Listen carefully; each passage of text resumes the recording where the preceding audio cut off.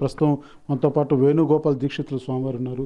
స్వామి, లడ్డుకు ఒక ప్రత్యేకమైనటువంటి ఒక ప్రాశస్త్యం ఉంది. అదే రకంగా లడ్డుకు ఉన్నటువంటి ఇప్పటికే ఏదైతే గతంలో ఒక బూందీతో కూడుకున్నటువంటి ప్రసాదం అందజేసేవారు, తర్వాత లడ్డుగా దీన్ని తీసుకొచ్చారు. అయితే దీన్ని దాదాపు 300 సంవత్సరాలు అయిందనేసి అని ఈ మధ్య కొంత నానుడి నడుస్తుంది. ఇది ఎంతవరకు వాస్తవం? అసలు లడ్డు ఈ యొక్క భక్తులకు అందించేటువంటి ఎప్పటి నుంచి ప్రాశస్త్యం పొందినటువంటి పరిస్థితి? ఓం నమో వెంకటేశాయ. కళ్యాణాద్భుతగాత్రాయ కామితార్థ ప్రదాన్నే. లోక కళ్యాణం కోసం స్వామివారు తిరుమల క్షేత్రంలో పద్మావతి అమ్మవారి పరిణయం తర్వాత అర్చావతార స్వరూపంగా ఆవిర్భవించారు. స్వామివారి యొక్క ఆవిర్భావం నుంచి నేటి వరకు కూడా శ్రీ వైకానస భగవత్ శాస్త్రం ప్రకారం స్వామివారి ఆలయంలో అన్ని కైంకర్యాలు నిర్వహించడం జరుగుతుంది.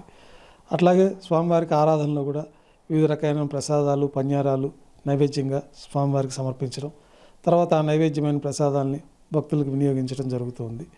పూర్వకాలంలో అన్నప్రసాదాలు ఎక్కువ కాలం నిల్వ ఉండదు. ఊర్లకు తీసుకెళ్ళి వారి వారి గ్రామాల్లో బంధుమిత్రులకు పంచాలంటే ఆ యొక్క ప్రసాదం అన్ని రోజులు నిల్వ ఉండదు. కాబట్టి దానికి ప్రత్యామ్నాయంగా కొంతకాలం పాటు కలకండ, కొబ్బరి, జీడిపప్పు కలిపిన దాన్ని కూడా స్వామివారి ప్రసాదంగా వారి వారి ఊర్లకు తీసుకెళ్ళి ఇచ్చుకునేవాళ్ళు. తర్వాత 1790, 18వ శతాబ్దంలో రఘోజీ తోటలో ఈ లడ్డు ఒక ప్రస్తావన తిరుమల చారిత్రాత్మక విషయాల ద్వారా తెలుస్తుంది. ఆ రఘోజీ తోటలో ఈ 1790, 1840 మధ్యలో స్వామివారికి ఉత్సవమూర్తులకు లడ్డు ప్రసాదం నైవేద్యంగా సమర్పించినట్టు తెలుస్తుంది. తర్వాత కాలంలో తీపి వస్తువు ఊర్లకు తీసుకెళ్ళి పంచుకోవాలంటే బూందీ ప్రసాదాన్ని, బూందీ, కలకండ, బెల్లము కలిపిన ఆ యొక్క బూందీ ప్రసాదాన్ని భక్తులు తీసుకెళ్ళి వారి వారి గ్రామాల్లో బంధుమిత్రులకి వినియోగించుకోవడం జరుగుతుంది.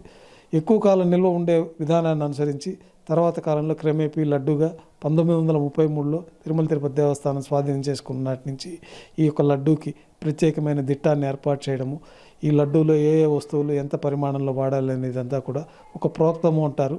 ఒక ప్రోక్తము అంటే 51 లడ్డూలు. ఆ 51 లడ్డూలకి సంబంధించి ఏ ఏ పదార్థాలని ఎంత పరిమాణంలో వాడాలన్నది దిట్టం ద్వారా ఏర్పరిచినట్టు, అక్కడి నుంచి క్రమేపీ లడ్డూగా స్వామివారి ప్రసాదాన్ని భక్తులంతా కూడా ఎంతో పవిత్రంగా స్వామివారిని దర్శించుకున్న తర్వాత వారి వారి గృహాలకు తీసుకెళ్ళి బంధుమిత్రులకి వినియోగించుకోవడం జరుగుతూ ఉన్నది.